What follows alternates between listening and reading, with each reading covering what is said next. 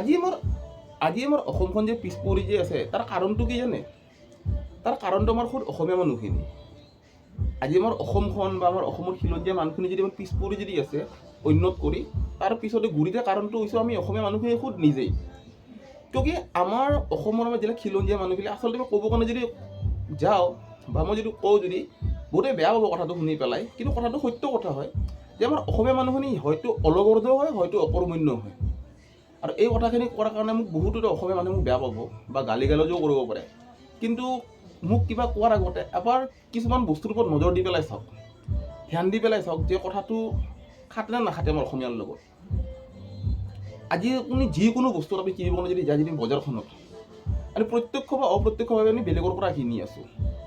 আজি আমি কাপোৰযোৰে হওক, কাঁহী বাচনযোৰেই হওক, বা মূৰত দিয়া তেলটোৱেই হওক, বা চেণ্ডেলযোৰেই হওক, বা গাড়ীখনেই হওক, বা আপোনাৰ চকীখনেই হওক, বা আপুনি প্ৰেছাৰ কুকাৰটোৱে হওক, বা আপোনাৰ মানে দৈনন্দিন কামত যিমান ব্যৱহাৰ কৰিবলগীয়া বস্তুবিলাক চব আমি বেলেগৰ পৰা আমি ক্ৰয় কৰি আছোঁ, সংগ্ৰহ কৰি আছোঁ। বেলেগ মানে অকল বহিৰাগতৰ পৰা, বহিৰাগত বেপাৰীবিলাকৰ পৰা। আজি আপুনি যদি ধ্যান দি পেলাই যদি চাই, যদি অলপ ঘূৰিলৈকে চাব লাগিব বস্তুটো। আজি আপুনি আমাৰ যিবিলাক লাগতিয়াল বস্তুবিলাক যদি ব্যৱহাৰ কৰিছে দৈনন্দিন কামত, প্ৰত্যেকটো বস্তু আমাক আনি দি আছে বেলেগে, আনি দিয়া মাধ্যমটো বেলেগৰ, আমাৰ তাতে পঠোৱা মাধ্যমটো বেলেগৰ, আমি যাৰ পৰা লৈ আছোঁ সেই মাধ্যমটো বেলেগে দি আছে আমাক।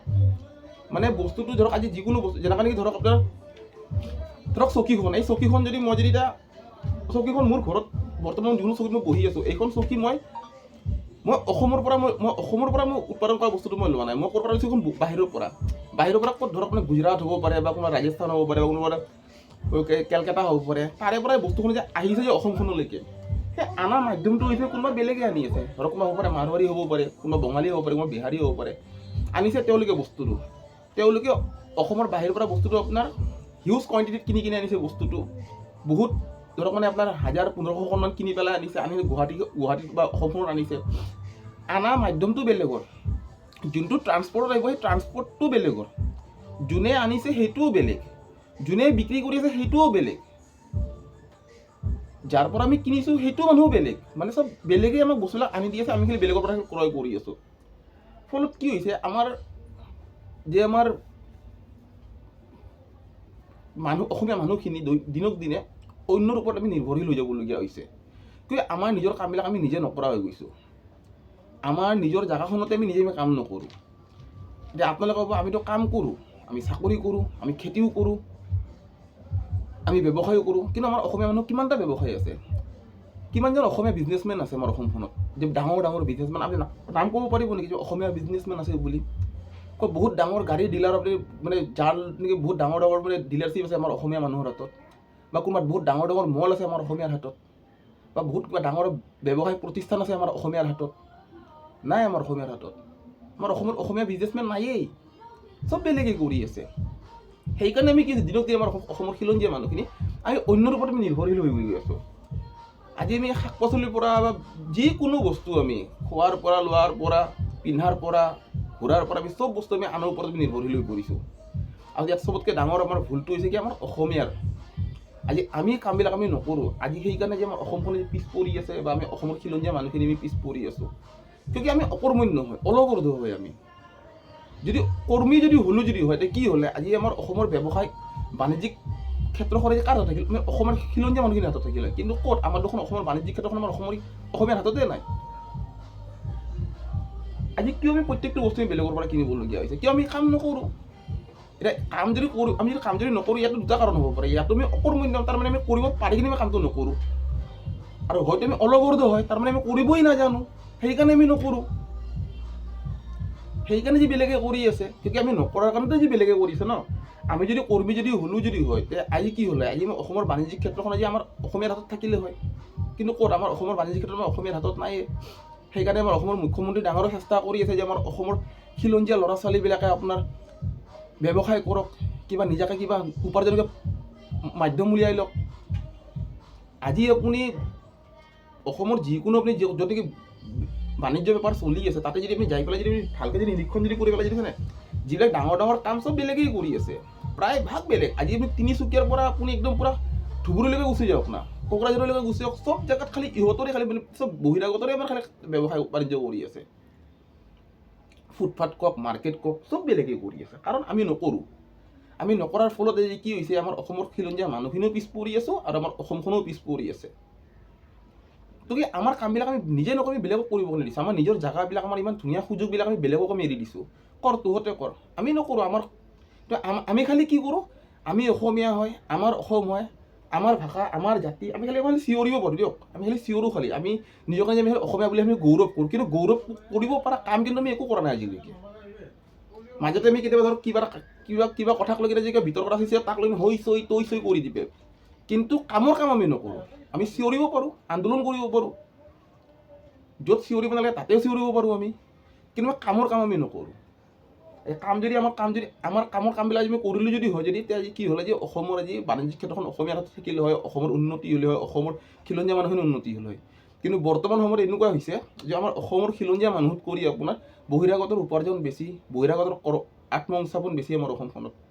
আজি আমাৰ অসমৰ খিলঞ্জীয়া ল'ৰাই আপোনাৰ চাকৰিৰ কাৰণে বেলেগ ৰাজ্যলৈকে দৌৰি আছে কৰ্ম সংস্থাপনৰ কাৰণে, কিন্তু আমাৰ অসমত বেলেগ ৰাজ্যৰ পৰা আহি পেলাই মানুহবিলাকে ব্যৱসায় বাণিজ্য কৰি কিনে আপোনাৰ আত্মসংস্থাপন, কৰ্মসংস্থাপন চব কৰি লৈছে। ক'বলগীয়া বহুত কথা আছে। যদি আপুনি যদি ভাবে যে এইবিলাক বিষয়ৰ ওপৰত কথা হ'ব লাগে, আমাৰ অসমীয়াবিলাক আগবাঢ়িব লাগে, তেতিয়া আমি বিষয়বিলাকৰ ওপৰত আমি চিন্তা চৰ্চা কৰিব লাগিব। তেতিয়াহে আমাৰ অসমখন লাহে লাহে উন্নতিৰ ফালে আগবাঢ়িব। আমি যদি ভাবোঁ কি হৈ আছে, হৈ থাকিব দি, হৈ আছে, হৈ থাকিব, নহয়। কৰিব লাগিব, চিন্তা কৰিব লাগিব, চিন্তা কৰি পেলাই তাৰ ওপৰত কাম কৰিব লাগিব। আমি কিহৰ কাৰণে পিছ পৰি আছোঁ তাৰ গুৰিটো যাব লাগিব, গুৰিটো চাব লাগিব যে কিহৰ কাৰণে আমি পিছ পৰি আছোঁ, কাৰণটো জানিব লাগিব। তেতিয়াহে আমি তাৰ ওপৰত কাম কৰিব পাৰিম যে আমিতো ভুল কাম কৰি আছোঁ, এই ভুল কামটোৰ পিছত এই ভুল কামটো আমি শুধৰাব লাগিব, তেতিয়াহে আমি বাঢ়িব পাৰিম।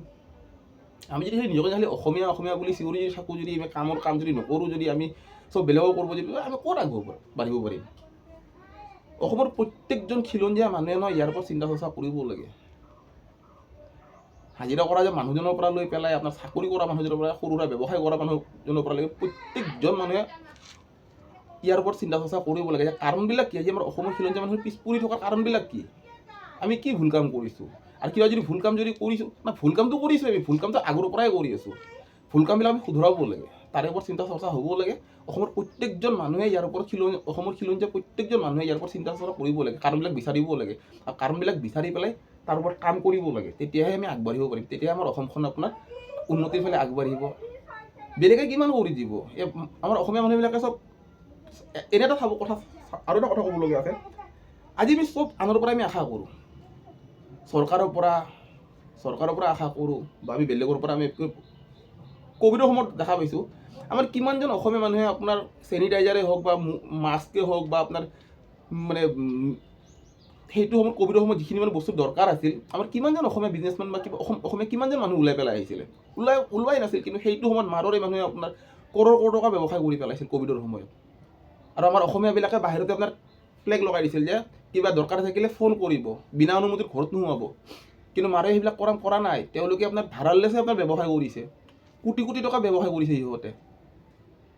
অসমৰ চৰকাৰী বিভাগকাৰে যেনেকৈ দৰকাৰ হৈছিল আমাৰ PPE কিট, চেনিটাইজাৰ, কোনে আনি দিছে, চব মাৰোৱাৰে আনি দিছে। চৰকাৰে যিমানখিনি আনিছে, কিন্তু যিখিনি বেলেগকৈ দৰকাৰ পৰিছিল কোনে আনিছে, মই নিজে চাইছোঁ এইবিলাক।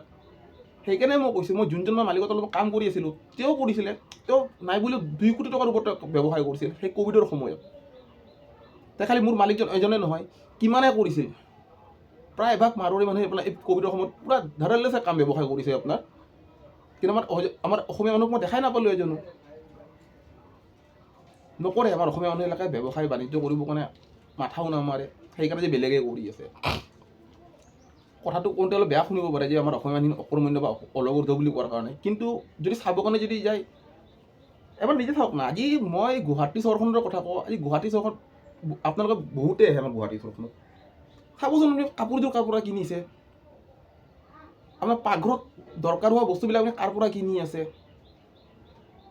মেকআপৰ বস্তুবিলাক আপুনি ক'ৰ পৰা কিনি আছে, আপোনাৰ ঘৰত দৈনন্দিন ব্যৱহাৰ হ'বলগীয়া বস্তুবিলাক আপুনি কাৰ পৰা লৈ আছে, চাবচোন, ধ্যান দি পেলাই চাবচোন। কেতিয়াবা ডাঙৰ হিউজ কোৱান্টিটিত যিবিলাক কাম কৰি আছে কোনে কৰিছে, চব বেলেগে কৰি আছে। আজি গুৱাহাটীৰ দৰে চহৰখনত আজি আপোনাৰ 1% আপোনাৰ অসমীয়া ব্যৱসায় নাই বুলি ক'ব পাৰি।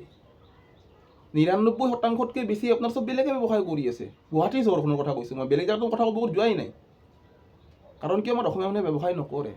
আৰু অসমৰ দৰে আৰু গুৱাহাটীৰ দৰে জেগা এটা যদি উত্তৰ পূৰ্বাঞ্চলৰ মানে হৃদপিণ্ডৰ দৰে হয় বস্তুটো, হৃদপিণ্ড, লিভাৰ, ফেফৰা যি কৰিব পাৰে, এই গুৱাহাটীৰ দৰে চহৰখনত পূৰা উত্তৰ পূৰ্বাঞ্চলৰ আপোনাৰ পূৰা আৰ্থিক ক্ষেত্ৰখন, বাণিজ্যিক ক্ষেত্ৰখন এই গুৱাহাটীৰ লগতে জড়িত। আৰু সেই গুৱাহাটী চহৰখনত আজি আপোনাৰ অসমীয়াৰ দপদপনি নাই বাণিজ্যিক ক্ষেত্ৰখনত, বহিৰাগতৰ দপদপনি আছে। কিমান লাজৰ কথা আমাৰ অসমীয়াৰ কাৰণে। অলপ চিন্তা কৰি চাব, চিন্তা কৰক, অলপ চিন্তা চৰ্চা কৰক এইবিলাক বিষয়ৰ ওপৰত আমাৰ অসমৰ খিলঞ্জীয়া মানুহবিলাকে। আৰু চেষ্টা কৰক আমাৰ অসমীয়া মানুহবিলাকে ব্যৱসায় বাণিজ্য কৰাৰ কাৰণে।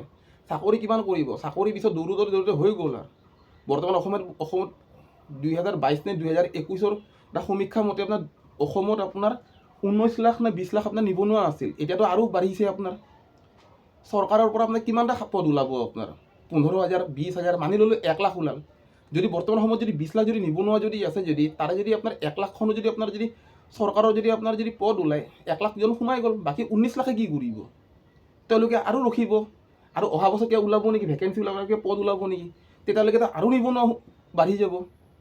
তাত কৰি সেই 19 লাখ নিবনুৱা যদি কিবা নিজে যদি কিবা ব্যৱসায় বাণিজ্য কৰা, কিবা কৰ্মসংস্থাপন পদ যদি বাছি কিনে কিবা নিজে কৰিবলৈ চেষ্টা যদি কৰে, যেতিয়ালৈকে চাকৰিটো বা চাকৰি যেতিয়ালৈকে নাপায়, চেষ্টা কৰিব পাৰে তেতিয়ালৈকে। কি ঠিক এই 19 লাখজন যে নিবনুৱা যে আছে, যে তেওঁলোকে যে তেওঁলোকৰ মাজৰ পৰা কিছুমানে যদি আমাৰ ব্যৱসায় কৰিব আগবাঢ়ি কিনে যদি আহে, যিকোনো ব্যৱসায় কৰাৰ কাৰণে ব্যৱসায় কৰিম বুলি ভাবিলে যিকোনো বস্তুৰ পৰা ব্যৱসায় কৰিব পাৰি। পেলনীয়া সামগ্ৰীৰ ওপৰতো গুৱাহাটী চহৰখন ব্যৱসায় হয়। যদি ব্যৱসায় কৰিম বুলি ভাবি পেলাই যদি আপোনাৰ কোনোবা যদি আমাৰ অসমীয়া এই যোনে নেকি চাকৰি কৰে, যোনে নিবনুৱা বুলি নিজকে চিঞৰি আছে, তেওঁলোকে যদি ব্যৱসায় কৰিম বুলি যদি আপোনাৰ ওলাই পেলাই যদি আহে, কি ঠিক চাকৰি যিমানখিনি দৰমহা পাব তাতকৈ কিন্তু বেছিকৈ উপাৰ্জন কৰিব পাৰিব আপোনাৰ ব্যৱসায় কৰি পেলাই। চেষ্টা কৰিব লাগিব। হ'ব পাৰে আপুনি এবাৰ চেষ্টা কৰোঁতে আপোনাৰ নহ'ব পাৰে, দ্বিতীয়বাৰ আপুনি এবাৰ টাৰ্গেট কৰিব লাগিব যে মই ব্যৱসায়টো কৰিম। এইবাৰ সফল হ'ব পৰা নাই, মই দ্বিতীয়বাৰ মই সফল হ'ম। কিবা আমাৰ দ্বিতীয়বাৰ বোলে সফল হোৱা নাই, তৃতীয়বাৰ এবাৰ চান্স লওক। বহুত ডাঙৰ আপোনাৰ বিজনেছমেন আছে, যোনটো কি পৰা বিশ্ববিখ্যাত কিছুমান বিজনেছমেন আছে, যোনে নেকি আপোনাৰ এবাৰ দুবাৰ নহয় বহুবাৰ আপোনাৰ ফেইল হৈ পেলাই, বহুবাৰ আপোনাৰ বিফল হৈ পেলাই আপোনাৰ বহুত পিছত আপোনাৰ সফল হৈছে। আছে তেনেকুৱা বহুতো আপোনাৰ উদাহৰণ আছে। আৰু বেছি দীঘলীয়া নকৰোঁ ভিডিঅ'টো, কিন্তু কি সমস্যাবিলাকৰ মানে বিষয়বিলাকৰ ওপৰত চিন্তা চৰ্চা হ'ব লাগিব। আৰু অসমীয়াবিলাকে আমাৰ কাম কৰিব লাগিব। কাম মানে খালি চাকৰি এইবিলাক নহয়, চাকৰি নহয়, প্ৰাইভেট বা আপোনাৰ গভৰ্ণমেণ্ট চাকৰিৰ কথা মই কোৱা নাই, ব্যৱসায় কৰিব লাগিব অসমীয়াই। অসমৰ তিনিচুকীয়াৰ পৰা লৈ পেলাই আপোনাৰ ধুবুৰীলৈকে, মানে য'ত বাণিজ্যিক ঘাটি আছে, চববিলাক আমাৰ অসমীয়াই এতিয়া আপোনাৰ চেষ্টা কৰিবলৈও নিজৰ হাতত অনাৰ বাণিজ্যিক ক্ষেত্ৰখন অসমীয়াই নিজৰ হাতত অনাটো। যদি কৈ যাব ভুল যদি কোৱা নাই যদি, তেতিয়াহ'লে ভিডিঅ'টো শ্বেয়াৰ কৰি দিব। মোৰ কোনো ইউটিউবাৰ বা কোনো ফেচবুকৰ হোৱাৰ কাৰণে মোৰ কোনো উদ্দেশ্য নহয়। মই ভাবোঁ যে আমাৰ অসমখন আগুৱাওক, অসমৰ খিলঞ্জীয়া মানুহখিনি আগুৱাওক। হ'ব পাৰে মই ভিডিঅ'টো মই কিবা দুটা কথা মই ভুল কৰি দিছোঁ, তাৰ কাৰণে মোক ক্ষমা কৰি দিব। মই সমগ্ৰ অসমবাসীৰ সন্মুখতে মই ক্ষমা বিচাৰিছোঁ। মই হ'ব পাৰে মই কিবা ভুল এটা ক'বও পাৰোঁ, ওলাইও যাব পাৰে, তাৰ কাৰণে মোক ক্ষমা কৰি দিব। ধন্যবাদ।